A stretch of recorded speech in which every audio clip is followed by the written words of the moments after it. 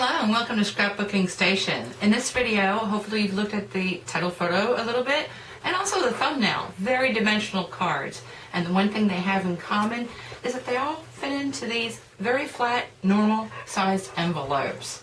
So for my subscribers, I've changed things around a little bit. So I've got the finished project first and then kind of a description of how it's all put together and what's included. So I'm going to put the camera over my shoulder and we're going to get started.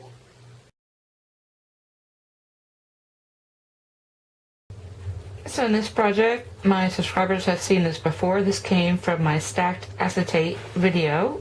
So I've got a 3 1/4 inch square that I need to fit into a window. Of course, once you get good at this, you kind of pick the card bases that are going to work for you for easy measurements. So this is a 5 1/2 by 4 1/4 inch card. And this is the back, so that's the full size. I have a 1/4 inch strip. And pretty quickly, if I cut 1/2 inch from top and bottom, up to my 1 inch on the sides, and my 1/4 inch score line, split it in half, I've got a great home for this piece. Now if I need to trim this a little bit, again, I will. This is going to tuck in here. And so I'm just going to actually cover, add my interior, and be back with the finished piece. So this is the finished first project, and you can overlay over the top of this. I can call it a box from now on instead of a window, because it really is a box. So I've got a 1/4 inch depth, and this is the way it goes. And then of course, when you mail it, you want to mail it this way. I've got a couple issues with this card. It's not as elegant as I want it to be, but let's go ahead and look at the inside, because you do want to back that. Of course, if you want to add another die cut. And then I've just got more pattern papers over here. So these are really just strips, and then I've just got some borders added. I don't think I did the back. Anyway, what couple of issues that I have with this and why it is not as elegant as I like it. Well, first off, this window is cut exactly to the size of this focal. And the second thing is, when I created this focal, this is actually raised up. So let's move right into project number 2 so we can fix some of these things and make this a little more elegant.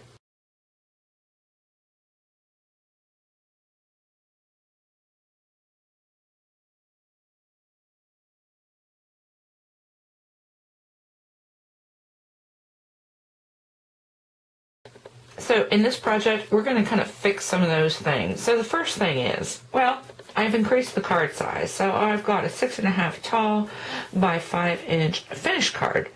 And so again, I've got the full back.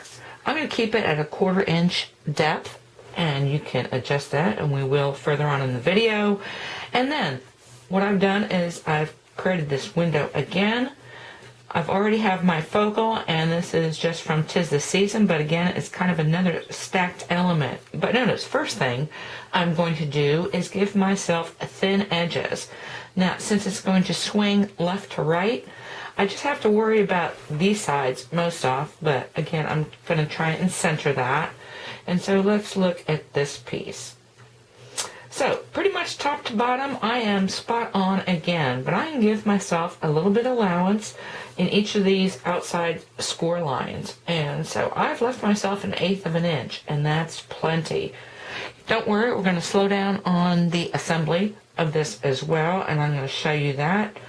But, so again, kind of the same thing. So I've got my score line here, 1/2 inch from this inside score, and 1/2 inch from that, and then I come in another 1/4 inch and do this again top to bottom. I'm going to leave 1/2 inch on the top and 1 1/2 on the bottom, and that's just how this is going to work out.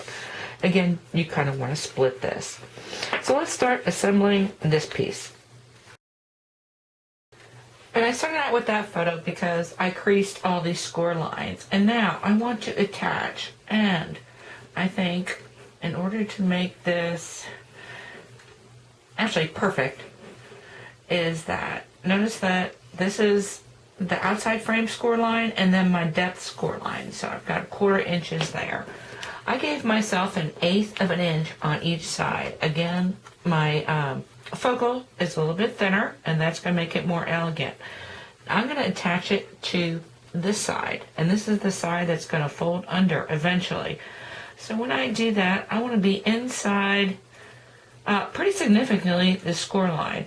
oh God, goober.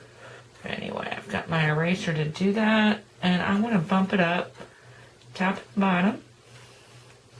I'm paying more attention to my window than I am this back panel. I can always trim off that little edge, or it's going to get covered. So, it's going to be something like this. Let's let it set a little bit, and then we'll work on the other side. When I attach the left side, yeah, it's a little bit wider. I'm not going to worry about that. What I'm worried about is I'm going to fold this under and flat, and that's going to give me this right side edge. When I attach this, I am going to lift it up. I'm going to glue in here and then press it down. So let me do that. Make sure you give yourself enough edge there. And I don't use sticky strips so I can adjust. But I want to make sure that this is absolutely flat before I stick this down. I'm going to make sure this is absolutely flat. And now I'm going to let it set. And then I'm going to be back with, I'm actually going to finish my embellishing and be back with the finished piece. So this is that finished card. So this is project 2, and all those little adjustments really paid off because this will slide very flat. Other than, of course, my embellishment that I've got here. Added a couple more coordinating snowflakes. This is actually something that's not available anymore, but it's gold on one side and it's silver on the other. And I got that from Paper Wishes and their acetate snowflakes. So let's open this up because this is really pretty. And something I realized as I was putting this together, and covering up this panel, you know what, you can write your message here, and so this whole panel can be used for just your greeting and your image. Again, I didn't really finish up that back side. So 2 stacked pieces. I want to move on to the next project because what I'm going to do is take a couple of cards that I created using Foxy Builder Punch, and so this is this one, and I made them little huggers. And I've got this guy. So it doesn't have to be something stacked. It could be something that has a lot of dimension that you want to go ahead and tuck into that box. So let's take a look at that finished piece and the materials, and we'll get started constructing.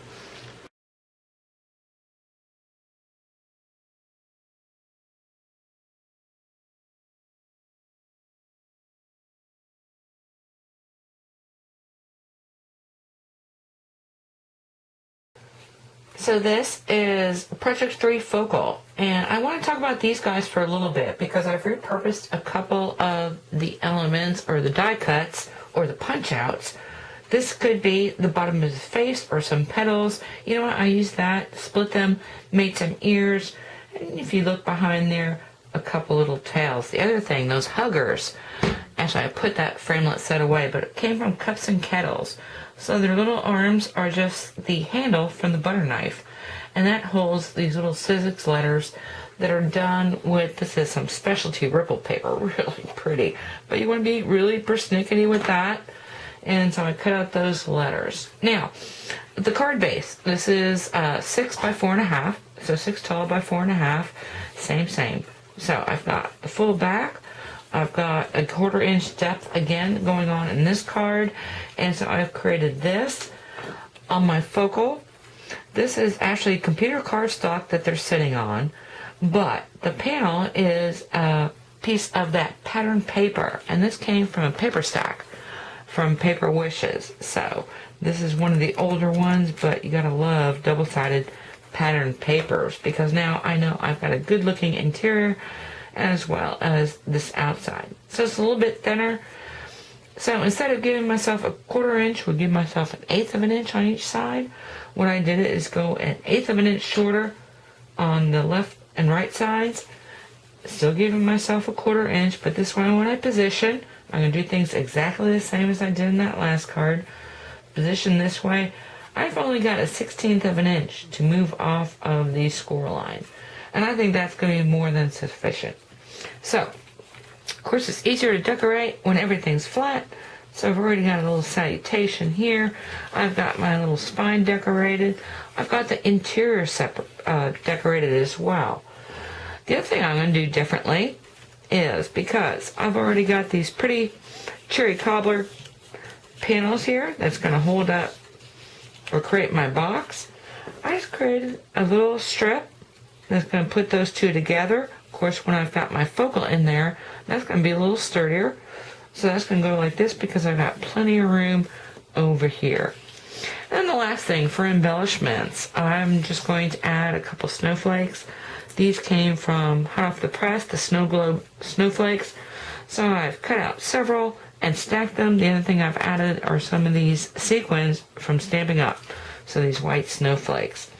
So I think I'm ready to put this together. Again, kind of the same deal. Flat, place it down, tuck it under, flat, paste it down, and then finish up the back. Okay, I'll be back with this finished piece and then we'll move on to something else. So the third project is finished, and I think if you were to look at this in person, you'd give this card structure a try because it is just really pretty. And again, because I've got a thin focal and I've given myself a little more room for this swing mechanism, that is going to mail really flat and it's going to fit into this envelope. I don't think I've added much else other than, now I had a blank spot up here which you saw in the focal, and so some of these snowflakes, this guy's a little wobbly, but they can extend into this whole opening into your card front, so really pretty. Since I didn't include Rudolph, I just decided to do him on the envelope flap. So here he is with his red nose. Added some pattern papers, and that's the way that goes. On the inside, added a couple more snowflakes. I did decide to go ahead and show some of that pattern paper that was in the back. So just split that strip and then attached it. So plenty of room to write my message. Now, if you don't like messing with your card base and score lines and all that kind of good stuff, what we'll work on next is something like this. So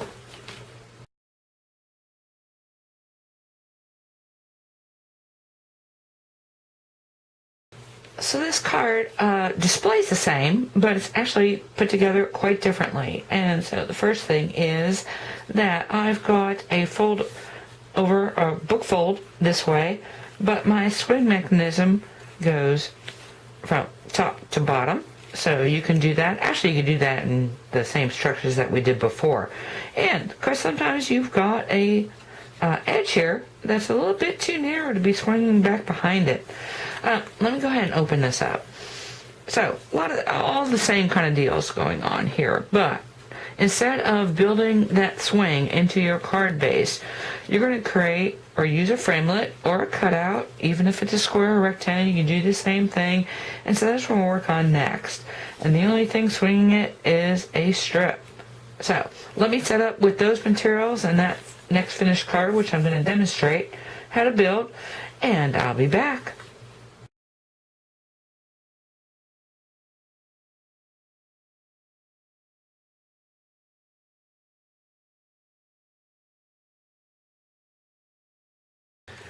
So for this, the first thing again is, of course, decide on my card size. So I've got another 5.5 by 4.25 back, and then I've got my spine at 1/4 inch. I'm working with 1/4 inch again. And before I use my die cut, these are 3 leaves from Paper Wishes. And so it's a little bit more persnickety than the one I showed you. I just use circles. And I also use my circles for the back of my box. But it's a little persnickety to go ahead and measure this strip against a circle, give myself an allowance, and this strip is a little bit thinner than the one I'm going to use in this card. So let's talk about that. Because now I've got, I think there's a 2-inch, let's see, yeah. So I made myself a 2-inch swing mechanism. Again, I've got a card that folds left to right, but my swing is going to be up and down.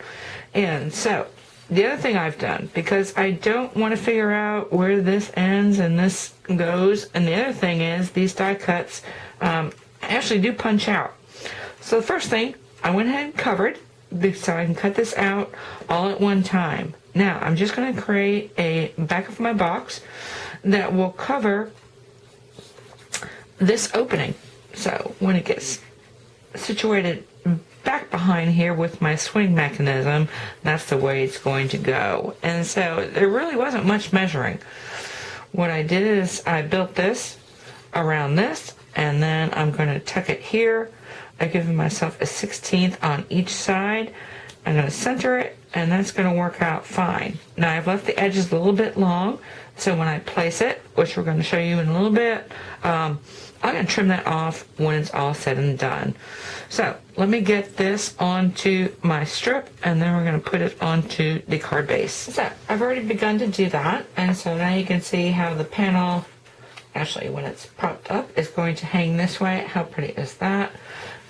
Regardless of what I put in it again. But let me show you the back, because I've already put the top on. So center, let me look, all's good. So I've got that center strip.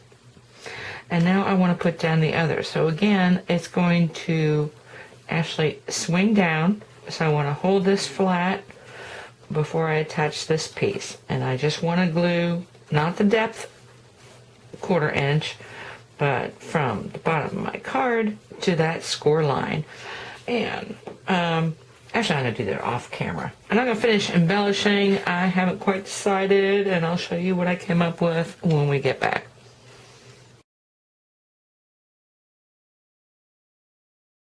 So here's this finished project, and what I've done is went back to my Foxy Builder and actually built a fox. How nice is that? Added a couple dazzles and this. Now, I will say that when I put this in, or I put the focal in, other than the other ones, because I didn't have to measure ahead of time, I pressed down flat and then built it. So this way I know where my edges are, because this is a little bit more persnickety. So let's open him up. Well, let me get him propped back up. So he's like this. I didn't do a spine treatment this time, because this is very dark paper. This is Rich and Spicy, by the way, by Hot Off the Press, or these pattern papers. And so on the inside, since I had this leftover die cut, got him in there, kind of covered up that strip, added a place here to go ahead and write a message. And actually did stamp the back this time. Of course, some furry ribbon treatment. And then this is a already put together envelope, and I just cover it with some pattern paper. So you'll see how that fits flat. Okay, I've been working with 1/4 inches, and so I built this card. I made this off camera because nothing really has changed. I mean, it's a larger card, so all the same things, other than I increased the depth of my box to 3/8, and actually it's quite significant a difference. Of course, I changed from a Fox Builder, and I used some Fun Fall framelits and die cuts to go ahead and create the embellishments in this guy. The other thing is, where you've got one cutting die, you can use multiples. So let's open this up so we can look at the box. And there is a panel back behind here, again, just enough, actually more than enough to cover this opening. Why be so persnickety? Give yourself enough room. And then my strip is actually significantly wider. This is, I think, 3 inches, maybe 3 1/4. So I still got my swing, and it's still going to lay flat. So now, let's go back and recap just a bit. So these are all strip swings, I would call them. And so I started with like 1 1/4 inches, and kind of increased it here, 2 inches, a little more stable. You know what? This is really stable, and kind of looks like, you know what? I don't even need this back panel. What if my swing strip became the bottom of my box? So I've got one more project to show you. We're going to change the structure up a little bit, make it even more simple. So I'll be back with those, well, actually some photos of these finished pieces, and then the materials to create my last project.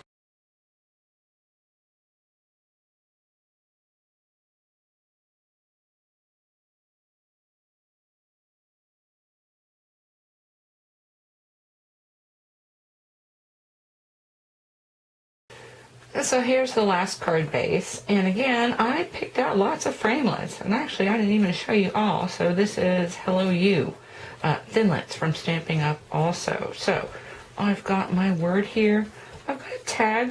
Of course I covered my card base first, And then I went ahead and used my framelits to cut out these elements. Now, the difference is, I don't even know if I'd call it a swing anymore, because it's not really a mechanism. This is the box.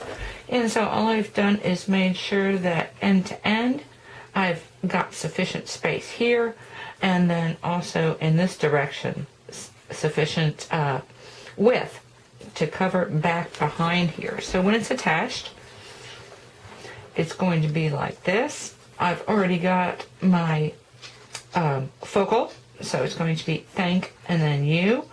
This is actually going to come up here, so you're going to kind of see that ribbon peeking through just a little bit on the T. This is raised up on some dimensionals, and I've got a little bit of hardware. So don't forget, hardware is a great dimensional embellishment to go ahead and put inside your box. Now, when I attach it, let me flip it, because I've done the inside as well. Why not? And I am actually going to start on the inside. And this way, if I run a little bit long, I can go ahead and trim that off later. But kind of the same thing. I think it's got to go this way. So, actually, I'm just going to go ahead and attach this strip against the score line. So this is a note card. Again, I like my note card, and I like a 1/4 inch, because note cards, sometimes there's not that much space to work with, and this just makes a really intriguing card for those smaller note cards. So I'm going to attach the strip down, bend this back, flatten this out, and attach this side. So plenty of room, again, to kind of cover up and do that. And then all I've got to do is stick this embellishment in. I've actually already done another envelope. Covered this one as well, because I love that look. And that is it. So whether you go this way, I mean, that was really easy. Not as many persnickety measurements. You use strips, or you go ahead and create your box into your card base. All really elegant, all really interesting. So I hope you took something with you you can use in your own card making, and thank you for watching.